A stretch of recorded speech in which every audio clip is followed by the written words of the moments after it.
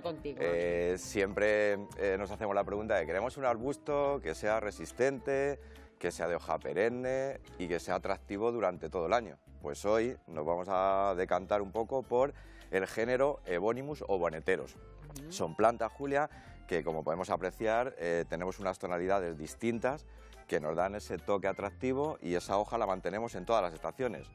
Primavera, verano, otoño, invierno. Por lo tanto, nos van a lucir en todas las estaciones del año. ¿Y qué características tienen esas plantas? Vale, pues mira, hay que empezar diciendo, Julia, que el género bonetero comprende arbustos de hoja perenne y caduca, ¿vale?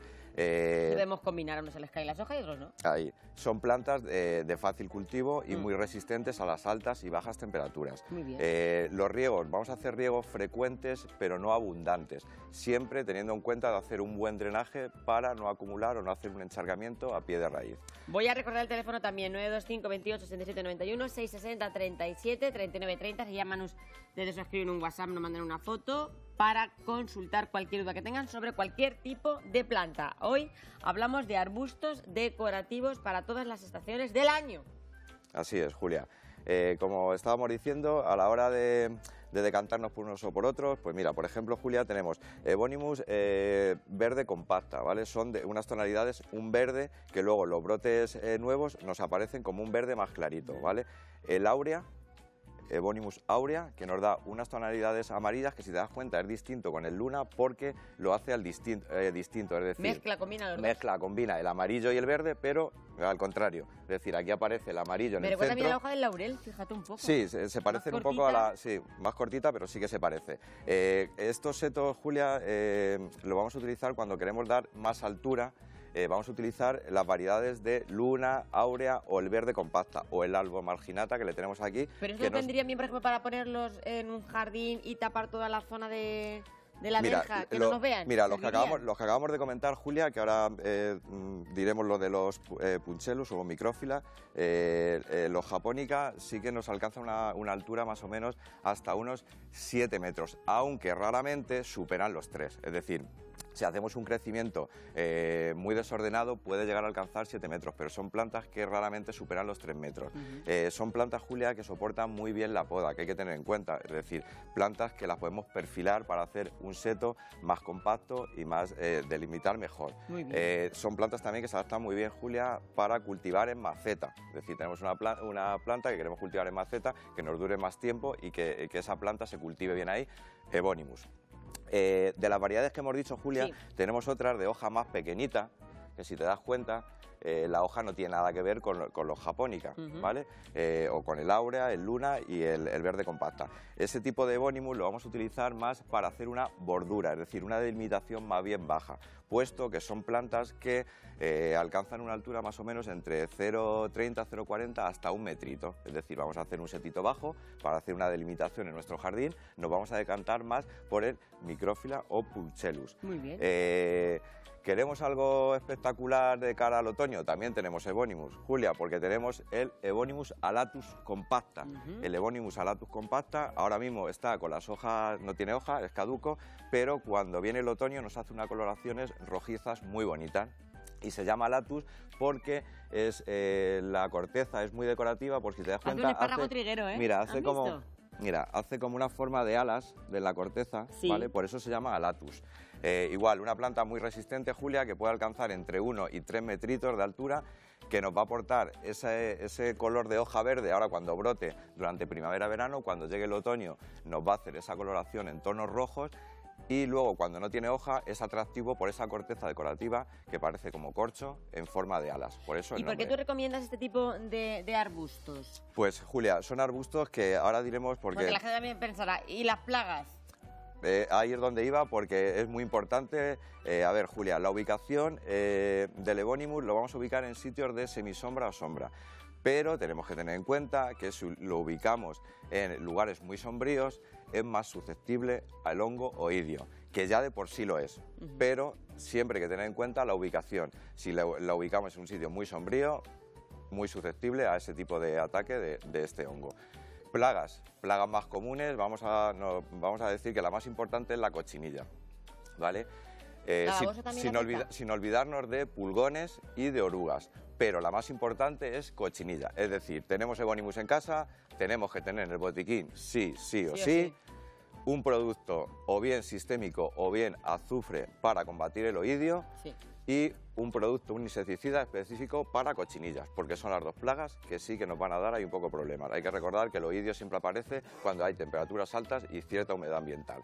Pero que son plantas resistentes, que es lo más son importante, plantas muy resistentes, a bajas temperaturas. Que siempre hay que resaltar, Julia, que cuando una planta es sensible a ese tipo de ataque, en este caso oidio o cochinilla, no lo va a coger seguro. Cuando venga la primavera es inevitable que esos dos factores de humedad y temperatura no lo podemos hacer nada. Entonces cuando esas dos condiciones se dan, el hongo oidio se apodera mucho del Evonimus. Por lo tanto, ¿qué vamos a hacer? Como siempre decimos, adelantarnos antes de que aparezca nuestra plaga o nuestro... Muy bien, siempre adelantándose en la jardinería, pues hacemos las clases magistrales los miércoles. Y nuestra amiga Josefa está en Chillón. ¿Y qué nos pregunta?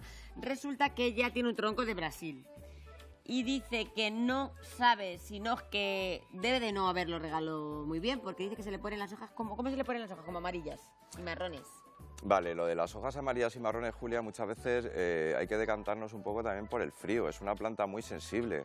¿Que te le gusta el frío al tronco? No, además, si hay que decir de plantas sensibles, vamos a hablar de la Dracena fragana, el tronco de Brasil, porque es una planta muy, muy sensible al frío.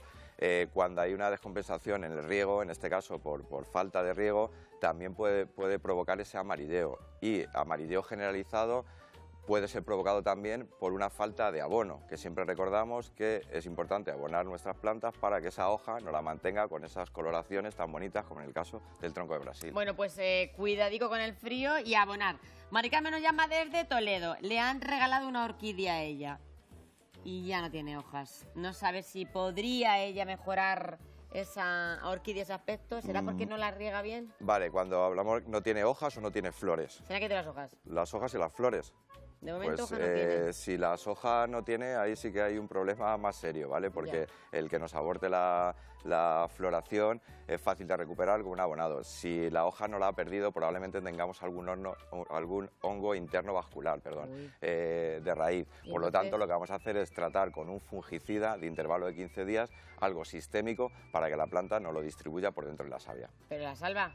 Probablemente sí, Julia. Bueno, sí. Aparte de eso, hay que recordar, Julia, que cuando hacemos cuando una planta se debilita por algún motivo, en este caso por una enfermedad, hay que recordar que hay que hacer unos planes de abonados para que esa planta esté fuerte, para recuperarse. Primero curamos y luego abonamos para recuperar y darle fuerza a la planta. Muy bien. Una foto de WhatsApp, a ver quién nos la envía. Ahí está, nos dice nuestra amiga Juana, dice: mi bambú se está poniendo amarillo. ¿Qué le puede pasar? Pues mira, Julia, ahí lo que vamos a hacer con el bambú es, le vamos a cambiar más a menudo el agua, ¿vale? Porque una de las causas que provoca el amarilleo en el bambú es mantenerle mucho tiempo con el mismo agua. Por lo tanto, cada semanita, Julia, vamos a renovar ese agua para evitar eso. Y hay que recordar, Julia, que podemos hacer un abonado aplicando unas gotitas de un abono para planta verde en el agua donde está el bambú. Nuestra amiga Piri nos llama desde Torrijos y resulta que ya tiene la patata de la oreja, lo que es el bulbo de la oreja de elefante. ¿Cuándo lo planta? Vale, pues lo podemos trasplantar ya, Julia, lo podemos meter en tierra ya, siempre y cuando teniendo en cuenta de hacer una especie de un pequeño invernadero, porque sabes que las temperaturas todavía, las mínimas, son bajas. Por lo tanto, vamos a evitar que las bajas nos fastidien un poco el bulbo, y cuando venga ya de cara a primavera, lo que hacemos es quitamos ese plastiquito o esa especie de invernadero y lo dejamos al aire libre. José Antonio nos llama desde Pedro Muñoz y ella pregunta que cuándo tiene que podar los rosales y los geranios. Mira, Julia, los rosales, la semana que viene no nos deja la fecha porque vamos a hablar de un día especial como es San Valentín. Es verdad, propuestas originales nuestras. Pero la siguiente semana hay que estar muy pendiente porque vamos a hacer esa clase de poda de rosales que se esperen los espectadores, ¿no? Sí. Esperaros al pasar el día 14 de los enamorados, que los podamos todos junticos. Y los geranios, Julia, como bien recordamos siempre, al ser una planta sensible al frío, lo que vamos a hacerle una podita más a últimos de invierno, ¿vale? Pues principios de primavera, es decir, a principios de marzo, por ahí, podemos hacer esa podita, puesto que es una planta sensible y ese corte corremos el riego. Pues esperamos un poco. Una foto de WhatsApp, a ver quién nos la envía nuestra nuestra amiga Ángela. Dice, hola, me gustaría saber cómo puedo trasplantar esta planta. Muchas gracias. Vale, Julia, vamos a coger una maceta mayor, el doble del tamaño que tenemos, vamos a utilizar un sustrato para plantas verdes y los riegos los vamos a hacer moderados. Siempre hay que recordar que el primer riego de plantación debe ser más abundante y la ubicación la vamos a ubicar en un lugar donde tengamos una luz media o alta, más bien alta que media. Muy bien, nuestra amiga Paqui nos llama desde Albacete y ella resulta que tiene ¿un qué, director? Un durillo. Ay, no sé lo que era. ¿Y qué le pasa a Durillo? Pues dice, tiene mucho miedo de que esa flor la pierda y que no pueda tener su durillo en condiciones. Vale, la floración del durillo es una planta, Julia, el Viburnum tinus o vulgarmente durillo. Se le pone ese nombre porque va muy bien, es súper duro, es una planta muy resistente. No la conocía yo. La hemos traído aquí, sí. El durillo, Julia, esa floración nos la hace ahora, nos empieza a marcar esas pequeñas florecitas. Siempre hay que recordar que cuando pasa esa floración hay que cortar esa flor pasada para reactivarla, que nos haga una segunda floración. Por lo tanto, esperamos a que florezca, cuando florezca nos bajamos un poquito de la mata y cortamos esa flor pasada. Con eso reactivamos a que nos haga una segunda floración. Muy bien. Pues nada, a ver si tenemos suerte con el durillo. Carmen nos llama desde Villanueva de la Fuente. Y resulta que dice que ella tiene un pino limonero. ¿Qué cuidados necesita? Vale, pues el Cupressus macrocarpa, o en este caso pino limonero, es una planta que es muy sensible, Julia, al encharcamiento de la raíz. Le ataca un hongo que se llama Phytophthora, por lo tanto, cuando vayamos a trasplantar el Cupressus hay que tener en cuenta de hacer un buen drenaje para evitar ese encharcamiento de la raíz. Y si lo tenemos en casa, no está mal tener en el botiquín un fungicida que es Fosetil al 80% para hacer unos tratamientos para combatir esa Phytophthora. Pues adelante esos consejos de Ángela Agudo Medina. Nos falta una foto de WhatsApp que vamos a analizar y que dice María Teresa, mi limonero tiene bichitos y estoy preocupada. ¿Qué puedo hacer? Vale, ahí, Julia, una de las plagas más comunes en los cítricos también es la cochinilla. La cochinilla hay que ser insistente porque se nos asienta, igual que los evónimos, en troncos y se va apoderando de nuestra hoja, de nuestros troncos, etcétera. Por lo tanto, le vamos a hacer unos tratamientos con un insecticida de intervalo de 15 días. Hay que recordar, Julia, que de aquí a nada, cuando empiecen a subir un pelín las temperaturas y se estabilicen, plagas en el jardín, todas las que queramos. Así Entonces hay que estar muy pendiente de aquí en adelante para combatir esas plagas y siempre los tratamientos preventivos más eficaces que los curativos. Y el que avisa no es traidor, que lo dice siempre. Gracias, Ángela Agudo Medina. Gracias a vosotros, Julia. Continuamos en Estando Contigo, que ahora viene la música.